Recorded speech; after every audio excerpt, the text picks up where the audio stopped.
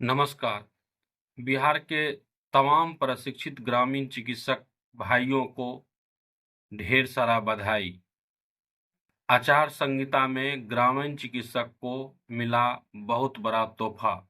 जी हाँ, इनके बारे में तो हम बताएंगे ही, साथ ही हमारे जितने भी प्रशिक्षित ग्रामीण चिकित्सक भाई हैं, उन्हें किसी भी प्रकार की मन में ये नहीं रखनी चाहिए कि हमें समायोजन नहीं होगी, हमें स्वास्थ्य विभाग में नहीं लिया जाएगा।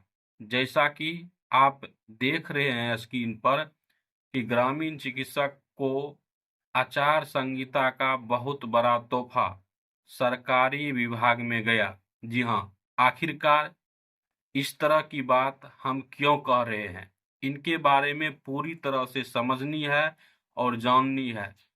4 मुख्य बातें हैं जिस पर आज पूरी तरह से चर्चा होगी। आखिरकार ग्रामीण चिकित्सक को आचार संहिता में क्या फायदा मिलने के लिए जा रहा है।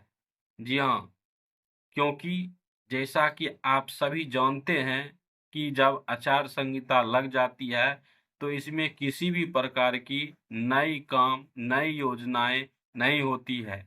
लेकिन फिर भी ग्रामीण चिकित्सक भाई, हमारे प्रशिक्षित चिकित्सक भाई बिहार के जितने भी हैं, उन सभी के लिए यह एक वरदान साबित होने के लिए जा रहा है। और इनकी आज हम 4 प्रमुख बातें आप सबों को बताएंगे। इस पर पूरी तरह से अमल करनी है और ध्यान देनी है कि जितने भी हमारे प्रशिक्षित ग्रामीण चिकित्सक भाई हैं, उनके लिए यह वरदान साबित होने के लिए जा रहा है। इससे पहले मैं आगे और बात करूं, आप सभी से नम्र निवेदन है कि अगर आप चैनल पर नए आए हैं तो चैनल को सब्सक्राइब करें और वीडियो को बहुत ज़्यादा शेयर करें, क्योंकि लगातार किसी भी प्रकार की आवाज़ उठाई जाती है तो सरकार उस पर ध्यान देती है। जब ईमानदारी पूर्वक से कोई भी विभाग के हो काम अगर करते हैं तो उनका वर्क, उनकी काम की डिमांड जो होती है वह अवश्य पूरा होती है। आज हम वह 4 प्रमुख बातें आप सबों के बीच में शेयर करने के लिए हम जा रहे हैं, जिसके लिए आप सबों को, पूरे बिहार के प्रशिक्षित ग्रामीण चिकित्सक भाई को, उन शख्स को तहे दिल से धन्यवाद करना चाहिए। हमारे राष्ट्रीय अध्यक्ष अंशु तिवारी सर ने जो अथक प्रयास किए हैं, प्रयास में किसी भी प्रकार की वह कमी नहीं रखे हैं। लेकिन हमने भी देखे हैं, आपने भी देखे हैं, आपका अगर कोई घरेलू कार्य ही होता है, ऑफिस का कहीं कार्य होता है, कोई इस तरह की बात भी विचार होती है, तब आपको ऑफिस की चक्कर लगानी पड़ती है, तो उसमें कितनी परेशानी होती है, कितनी समस्याएं होती है, कितनी जैसे दौड़ भरा होती है। ये चीज को आप समझते हैं, देखते हैं। यहाँ तो पूरे 50,000 प्रशिक्षित ग्रामीण चिकित्सक की बात है, जो कि इनको समायोजन होनी है।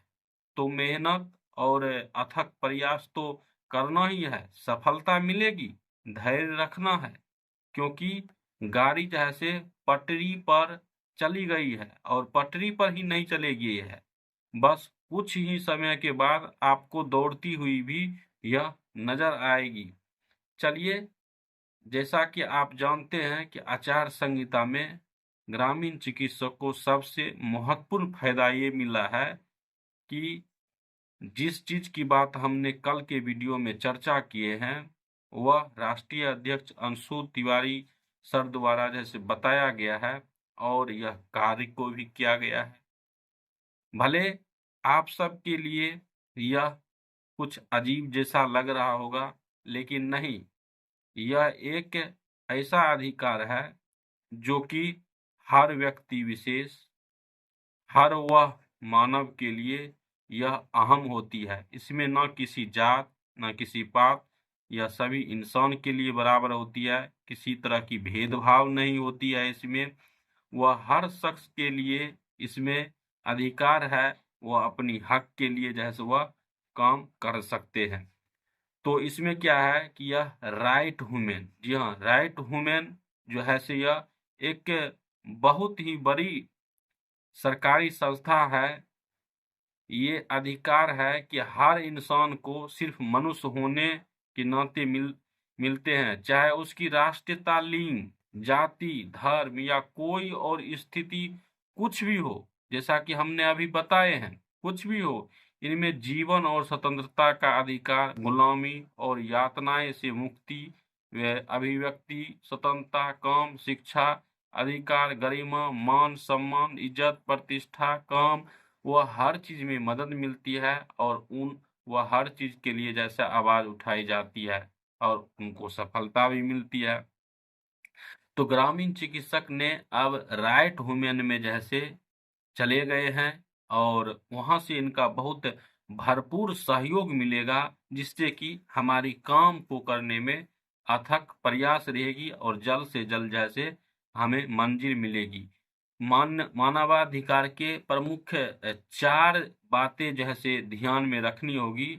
सार्वभौमिकता, आधार और जिम्मेदारी, सरकार की भूमिका। ये 4 बात को आपको समझनी है। आखिर ये 4 बातें क्या है? जी हाँ, सार्वभौमिकता ये सभी लोगों के लिए है या कहीं भी और कभी भी ये हो सकती है। जी हाँ, आधार ये किसी सरकार या राज्य द्वारा नहीं दिए जाते हैं, बल्कि ये हर इंसान में निहित होती है। इस तरह की व्यवस्था होती है, सारा कुछ, सारी प्रक्रियाएं होती है। और जिम्मेदारी की अगर बात की जाए तो मानवाधिकार का सम्मान करने में दूसरे के प्रति भी जिम्मेदारी शामिल होती है। जी हाँ, ये सही है कि ताकि हम अपने अधिकार का प्रयोग करते हुए दूसरे के अधिकार का कभी भी हम हनन नहीं करेंगे। ये सारी प्रक्रियाएं होती है। सरकार की भूमिका, सरकार की जिम्मेवारी है कि वे ऐसे कानून और सेवाएं प्रदान करें जिससे लोगों को अपने मानवाधिकार का आनंद लेने का अवसर मिल सके। यही बात तो हो रही है। सरकार भी चाहती है और ग्रामीण चिकित्सक भाई भी चाहते हैं कि सरकार हमें स्वास्थ्य विभाग में ले, ये हमारा अधिकार है। तो इस तरह की प्रक्रिया और इस तरह की बात जब आती है सामने निकल करके, तो यह बहुत ही महत्वपूर्ण हो जाती है।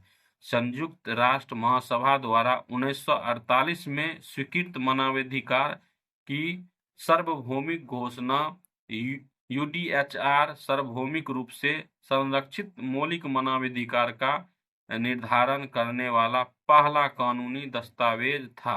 जी हाँ, यूडीएच जी आज जो 10 दिसंबर 2023 को 75 वर्ष का हो जाएगा। जी हाँ, तो यह बहुत बड़ी जैसे अपडेट और जानकारी ग्रामीण चिकित्सक भाइयों के लिए आचार संहिता में यह एक मजबूत कड़ी और व्यवस्था हुई है राष्ट्रीय अध्यक्ष अंशु तिवारी सर द्वारा, जिसमें कि ग्रामीण चिकित्सक के इस समूह में और भी ताकत मिलेगी और सरकार से जैसे हमें किसी भी तरह की वार्तालाप करने में, किसी भी तरह की बातचीत करने में हमें बहुत मदद मिलेगी, जिससे प्रशिक्षित ग्रामीण चिकित्सक का जब 14 नवंबर 2025 को सरकार बनेगी तो उसमें फिर से हम सब वो अधिकार लेकर के, वो सपना लेकर के हम सब जाएंगे और अपनी बात को वहां हम सही ढंग से रखेंगे। आप सभी से निवेदन है कि इस पर आपकी क्या राय है, कमेंट करें और कमेंट कर करके आप बता सकते हैं। तब तक के लिए धन्यवाद।